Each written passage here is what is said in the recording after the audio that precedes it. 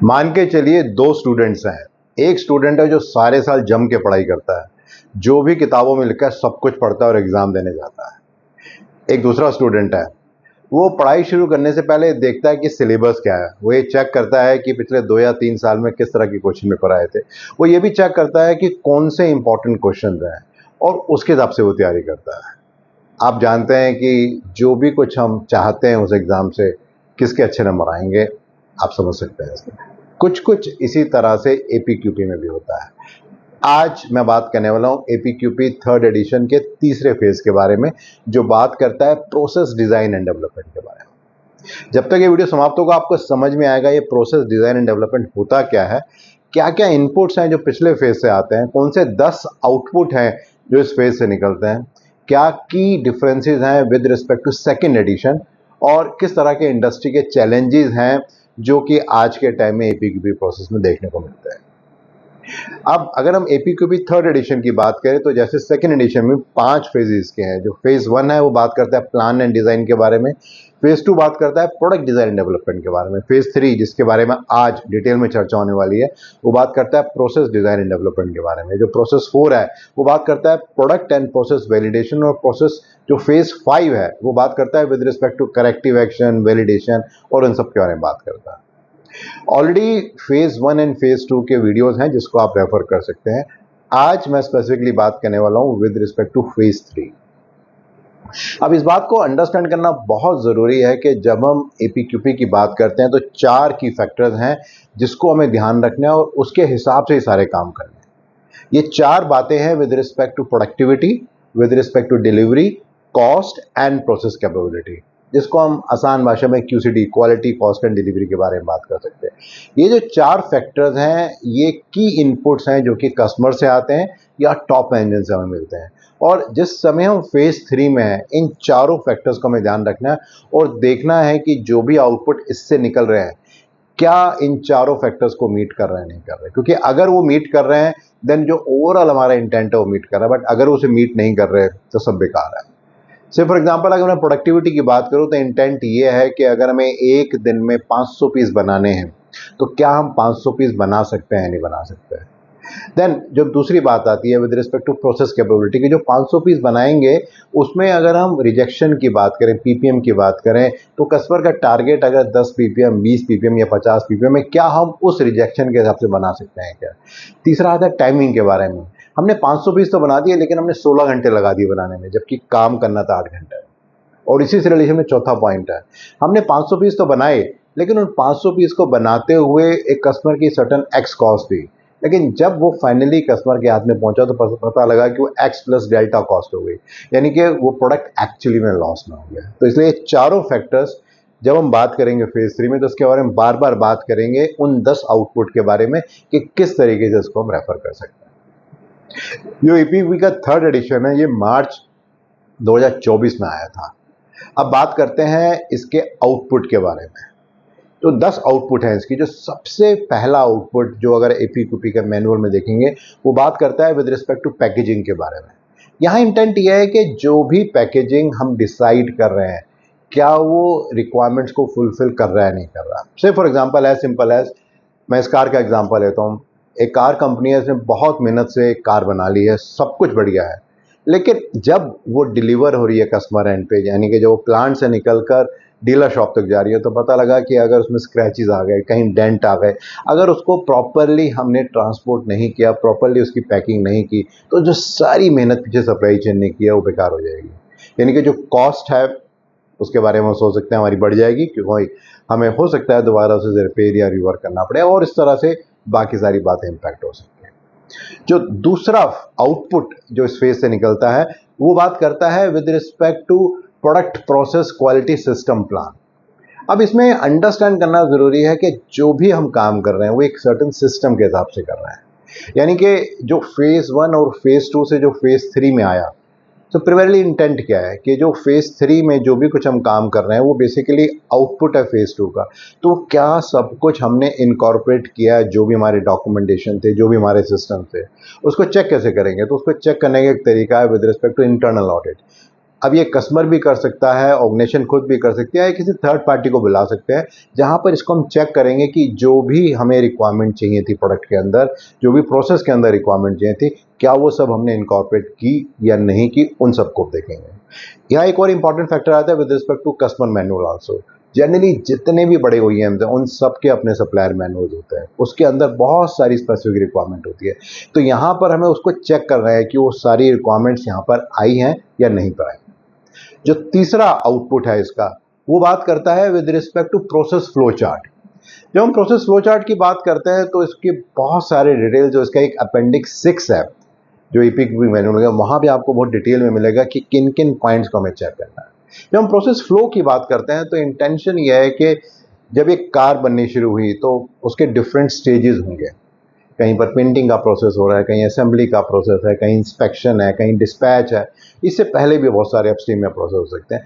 तो वो क्या फ्लो होगा जिससे कि फाइनली ये कार निकल के बाहर आएगी। और इसमें अंडरस्टैंड करना बहुत ज़रूरी है कि उन सब चीज़ों को जो कि इम्पॉर्टेंट है, क्या उन सबको कंसिडर किया गया या नहीं किया गया, उसको देखेंगे। सो फॉर एग्जांपल, अगर किसी कंपोनेंट के अंदर वेल्डिंग होती है, जैसे मिग वेल्डिंग होती है, तो हो सकता है वहाँ पे जो एक रिपेयर है और एक री इंस्पेक्शन है, ये एक इंटीग्रल पार्ट हो सकता है उस प्रोसेस के।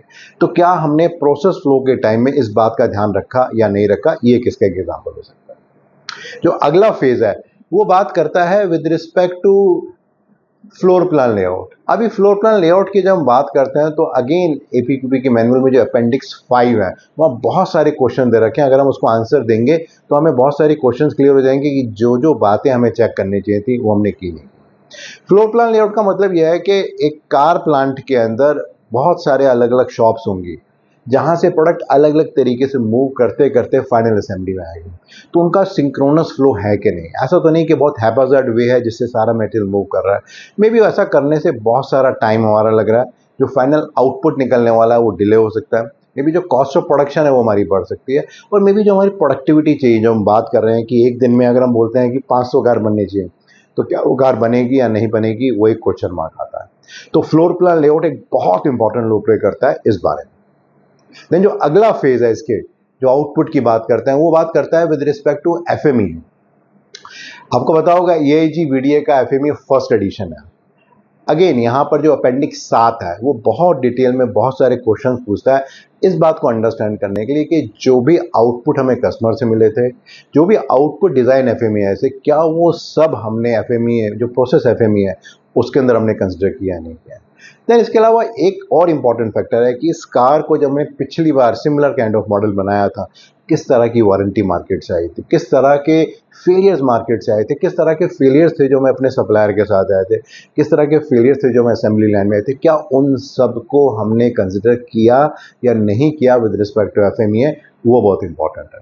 क्योंकि अगर हमने उसको कंसिडर किया तो बहुत ज़्यादा पॉसिबिलिटी है कि जो हमारी प्रोडक्टिविटी, टाइमिंग, कॉस्ट, डिलीवरी के जो भी टारगेट्स हैं उन सबको मीट कर सकते हैं, क्योंकि हमने प्रॉब्लम आने से पहले उन सबको एंटिसिपेट कर लिया और उन सब पे एक्शन ले लिया। देन जो एक और इंटरेस्टिंग आउटपुट होता है इसका, वो बात करता है with respect to the control plan. अब आपको पता है कि जो EPQB का थर्ड एडिशन है, इसके साथ जो कंट्रोल प्लान का एक अलग से मैनुअल है जो कि पहले नहीं था, तो EIG फर्स्ट एडिशन मैनुअल है। अगेन जब कंट्रोल प्लान हम बनाते हैं तो एक अपेंडिक्स 10 है जहां पर बहुत डिटेल में बहुत सारे क्वेश्चन पूछे गए हैं। आइडिया अगेन बहुत सिंपल सा है कि जो भी कस्टमर की रिक्वायरमेंट थी, जो डिज़ाइन की रिक्वायरमेंट थी, जब वो प्रोसेस FME में आई और प्रोसेस FME से जब वो यहाँ पर कंट्रोल प्लान में आई, तो क्या हमने सब कुछ कंसिडर किया नहीं क्या। ऐसा तो नहीं कि कुछ बहुत ही इंपॉर्टेंट पैरामीटर्स थे, कुछ इंडिकेटर्स थे, may be with respect to poka yoke, may be with respect to some inspection frequency, may be कुछ ऐसी कंट्रोल से जो हमने FME में डिफाइन किए थे वो शायद यहाँ पर नहीं आए। तो उन सब को आइडेंटिफाई करना है जिससे कि जो ओवरऑल आउटपुट है, जो कार हमारी बन रही है, उन सब पैरामीटर्स को फुलफिल कर सकें। अगेन यहाँ फिर वही बात आती है, टाइमिंग की बात आती है कि एक कार को बनाने में ओवरऑल पूरे प्रोसेस में वैल्यू स्ट्रीम मैपिंग में कितना टाइम लगने वाला है, क्या उतने टाइम में ही बन रहा है या ज़्यादा में बन रहा है, और इस तरह के factors with respect to cost भी हो सकता है। जो एक अगला आउटपुट इसमें आएगा वो बात करता है with respect to process instruction and work instructions. Now अभी देखा जाए, एक फ्लो की बात हो रही है। हमने पहले डिज़ाइन FME की पिछले एपिसोड में बात की, इसमें हमने प्रोसेस FME की बात की, प्रोसेस फ्लो चार्ट की बात की, कंट्रोल प्लान की बात की। अब जो कंट्रोल प्लान का आउटपुट है वो वर्क इंस्ट्रक्शन है ना। वर्क इंस्ट्रक्शन वो डॉक्यूमेंट है जो शॉप फ्लोर पे एक्चुअली में होता है और उसको देख के ऑपरेटर व्हीकल बनाता है और उसमें जो भी काम है वो करता है। तो ये बहुत ज़रूरी है कि जो कंट्रोल प्लान का सारा आउटपुट है जो रेलेवेंट है, it can be about safety, it can be about legal requirement, it can be with respect to any process and product characteristics, क्या वो सब हमने वहाँ पे स्पेसिफाई किया नहीं किया। मे भी हो सकता है कि ऑपरेटर कॉम्पिटेंस एक बहुत इंपॉर्टेंट फैक्टर हो, तो क्या वो हमने वहाँ पे डिफाइन किया नहीं किया, क्योंकि अगर वहाँ पर वो डिफाइन नहीं किया गया तो जो भी कुछ हमने किया बेकार है। ये भी एक देखने की बहुत इंपॉर्टेंट चीज़ है कि जो वर्क इंस्ट्रक्शन हम बना रहे हैं उसकी लैंग्वेज क्या है, क्या वो इंग्लिश में होनी चाहिए, हिंदी में होनी चाहिए, किसी और लैंग्वेज में होनी चाहिए। ये भी देखना बहुत ज़रूरी है कि उसकी लोकेशन क्या है। ऐसा बहुत कॉमन होता है किसी फैक्ट्री में इतना ऊपर वर्क इंस्ट्रक्शन लगी होती है कि वो किसी के लिए भी पढ़ना पॉसिबल नहीं है, वो सिर्फ एक फॉर्मेलिटी के लिए किया जाता है। तो उन सब बातों को अंडरस्टैंड करना ज़रूरी है और ओवरऑल ऑब्जेक्टिव वही है कि किस तरीके से जो आउटपुट है उसको हम इंश्योर कर सकें। देन एक और इंटरेस्टिंग आउटपुट जो इस स्टेज पे जो आउटपुट नंबर 8 है वो बात करता है एमएसए के बारे में। एमएसए का 4th एडिशन है जो एआईजी का मैनुअल है। नाउ जब हम कंट्रोल प्लान की बात करते हैं तो हम बहुत सारे मेजरिंग इंस्ट्रूमेंट्स की बात करते हैं जो कि विजुअल भी हो सकते हैं और कोई मेजरमेंट टेक्निक के हिसाब से भी हो सकते हैं। तो मैनुअल ये कहता है कि जो भी हमारे मेजरमेंट एंड इंस्पेक्शन सिस्टम है उन सबको देखना ज़रूरी है कि जो हमारी रिपीटेबिलिटी और हमारी जो रिप्रोड्यूसिबिलिटी है क्या वो ठीक है या उसके अंदर कुछ प्रॉब्लम चल रही है। तो एमएसए स्टडी से उन सब बातों को हम आइडेंटिफाई कर सकते हैं जिससे कि हम ऑपरेटर की कॉम्पिटेंस को चेक कर सकें, हम ये चेक कर सकें कि जो हम एक रिजल्ट चाहते हैं कि हमेशा रेगुलर आते रहें, क्या वो आएंगे या उसको हम डाउट कर सकते हैं। उन सब बातों का एमएसए स्टडी के थ्रू चेक कर सकते हैं। देन जो से अगला है वो बात करता है with respect to SPC, statistical process control, जो एआईजी का 2nd एडिशन है। अब जब हम डिज़ाइन एफएमई और प्रोसेस एफएमई की बात करते हैं तो वहाँ पर बहुत सारी स्पेशल कैरेक्टरिस्टिक्स आइडेंटिफाई होती हैं, उनको अलग अलग तरीके से हम कंट्रोल करते हैं। मे बी हम 100% इंस्पेक्शन कर सकते हैं, मे बी हम फोका लगा सकते हैं, या मे बी वहाँ पे हम कोई एसपीसी स्टडी कर सकते हैं जिससे कि हमें प्रोसेस की कैपेबिलिटी के बारे में पता हो। यानी कि हमें पता हो कि आने वाले 2 घंटे में जब लगातार प्रोडक्शन होगी तो क्या वो आउटपुट निकलेगी जो हम चाहते हैं, या पता लगा कि बाद में कुछ फेलियर हो गया। अगेन वो जो 4 बातें हैं विद रिस्पेक्ट टू प्रोडक्टिविटी, क्या वो टारगेट मीट होगा, क्या वो टाइमिंग का टारगेट मीट होगा, क्या वो कॉस्ट का टारगेट मीट होगा, उन सब फैक्टर्स को हम यहाँ पर इंश्योर करते हैं with respect to the SPC study. Then जो इससे अगला आखिरी फैक्टर आता है वो बात करता है विद रिस्पेक्ट टू लीडरशिप। अब ये बहुत इंपॉर्टेंट है कि जो भी कुछ ऑर्गेनाइजेशन में हो रहा है वो एक टॉप डाउन अप्रोच है। जब तक टॉप मैनेजमेंट की इन्वॉल्वमेंट रहती है वो काम होता है, जब वो नहीं होता तो अक्सर कुछ ना कुछ इसमें गैप आ जाता है। और इस बात को समझना बहुत ज़रूरी है कि अगर प्रोडक्टिविटी का टारगेट मीट नहीं हुआ तो ये टॉप मैनेजमेंट का फेलियर है, अगर कॉस्ट का टारगेट मीट नहीं हुआ तो ये भी उसी का फेलियर है। इसी तरह से टाइमिंग एंड कॉस्ट की बात भी है। तो ये चारों factors end of the day responsibility है टॉप लीडरशिप की।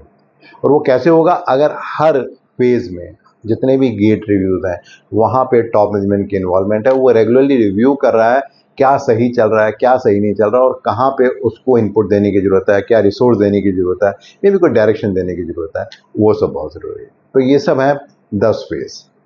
अब इसके बाद एक इंटरेस्टिंग क्वेश्चन आता है कि क्या की डिफरेंस है between this edition and the previous edition. तो अगर बात की जाए कुछ की चेंजेस के बारे में जो कि पिछले एडिशन से इस चेंज के बारे में है, तो सबसे पहली बात तो यह है कि जो मैंने पहले ही बताया था कंट्रोल प्लान का एक अलग से मैनुअल बन गया, जो गेट रिव्यूज है और वो डिटेल में हो गया। जो चेकलिस्ट है उसमें बहुत सारी पॉइंट्स ऐड हो गया। अगर सिर्फ चेकलिस्ट को ही ठीक से समझ लिया जाए तो बहुत ज़्यादा पॉसिबिलिटी है कि जो भी कुछ हम टारगेट अचीव करना चाहते हैं उसको हम अचीव कर लेंगे। और इस तरह के बहुत सारे चेंजेस इसके अंदर दिए गए। अब एक बहुत इंटरेस्टिंग एस्पेक्ट इसका आता है कि क्या इंडस्ट्री के चैलेंजेस हैं with respect to this particular phase. तो जो सबसे पहला चैलेंज है वो है कि जो क्रॉस फंक्शनल टीम है उसको कितने इफेक्टिवली हम यूज़ कर रहे हैं जब हम बात करते हैं process flow chart, process FME and control plan की। ऐसा तो नहीं कि एक आदमी कंप्यूटर बैठा है और वो बस बनाया जा रहा है और उसे पता ही नहीं है कि पीछे क्या था और आगे क्या हो रहा है, जो अक्सर बहुत ज़्यादा कॉमन देखा जाता है इंडस्ट्री का।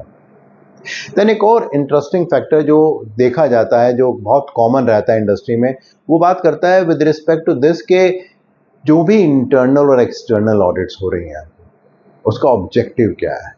वो ये देखने के लिए कि जो पीपैप के 18 या 19 डॉक्यूमेंट हैं वो ठीक से बने हैं, या मेन इंटेंट ये है कि किस इंटेंट के साथ इस फेज़ में हमने काम किया है, जो कस्टमर के इनपुट से उनको हमने किस तरह से अंडरस्टैंड किया और किस तरीके से जो भी हमारे KPIs हैं उनको मीट करने की कोशिश कर रहे हैं। एंड देन सर्टेनली जो सबसे इंपॉर्टेंट चैलेंज है that is with respect to involvement of top management. अक्सर ऐसा होता है जब तक प्रोजेक्ट आता नहीं है टॉप मैनेजमेंट की इन्वॉल्वमेंट रहती है, बट उसके बाद उसका फोकस शिफ्ट हो जाता है और जैसे ही उसका फोकस शिफ्ट होता है बहुत सारी चीज़ें शिफ्ट हो जाती हैं। तो अगर मैं समरी करूं, प्राइमरीली मैंने बात की APQP के थर्ड फेज के बारे में जिसकी 10 टोटल आउटपुट्स हैं और उन 10 आउटपुट्स का ओवरऑल इंटेंट इन 4 चीज़ों को मीट करना है, जो बात करता है with respect to productivity, process capability, cost and delivery. अगर ये 4 आउटपुट मीट हो रहे हैं तो ही इस फेज में जो भी कुछ हम कर रहे हैं उसका फायदा है, अदरवाइज जो भी कुछ कर रहे हैं वो कहीं ना कहीं आगे जाके दिक्कत करने वाला है।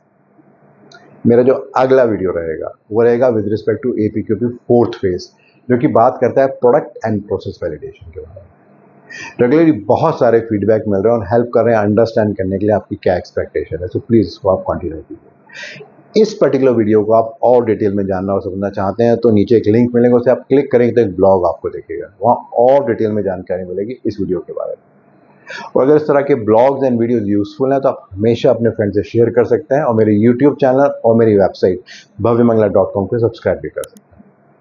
मेरा एक और चैनल है लाइफ लेसन्स विद भव्य मंगला। अगर आप लाइफ के बारे में कुछ और जानना और समझना चाहते हैं तो आप उसको भी देख सकते हैं और सब्सक्राइब कर सकते हैं। धन्यवाद।